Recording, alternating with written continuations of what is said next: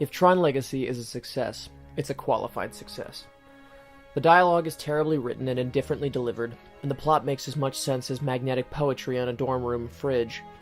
Never mind that it's a sequel to a film originally conceived to get kids to spend their afternoons throwing quarters into arcade games. It's the flimsiest of flimsy foundations, and as a piece of drama it's DOA, but the images tell another story. With the Lego Movie garnering rave reviews, it's worth pointing out that no matter how mercenary its origins, a film always has the ability to transcend its corporatist trappings.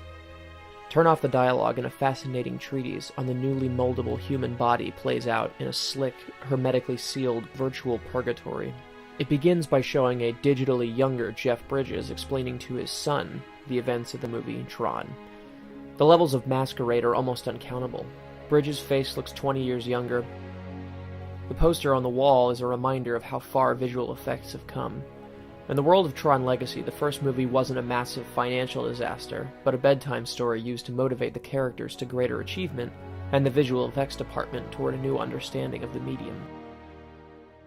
The effects in the first Tron were a mixture of silent film era makeup and digimation that was still in its infancy. The result is something akin to when Giorgio Moroder retrofitted Fritz Lang's Metropolis with his signature pulsing techno music.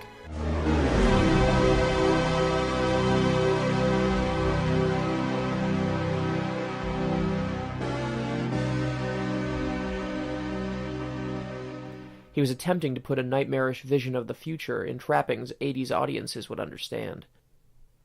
The makers of Tron Legacy had a blank slate on which to paint their version of the world, but didn't stray too far from that idea. Tron Legacy is a funhouse mirror of the values and textures that have become part of our culture, thanks to the internet and social media. The world as a computer, governed by video game logic, turning existence into one long, violent spectator sport. Expensive clothing, cult objects and nostalgia, EDM music created by Daft Punk, who know a thing or two about cult success, and everything but the kitchen sink attitude towards popular reference points.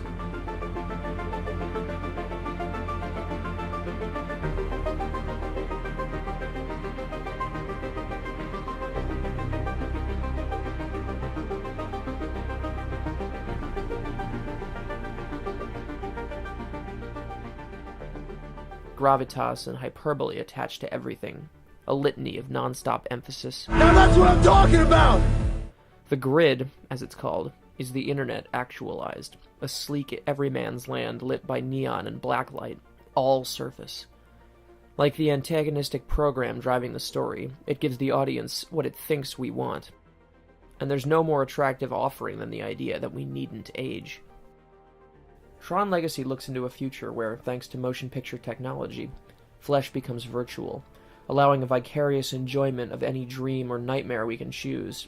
Just as basic logic evades the screenwriters, the rules of physics and biology need no longer apply to human beings once subjected to code. Perfection, or a facsimile of it, is within arm's reach. I created the perfect system! The thing about perfection is that it's unknowable.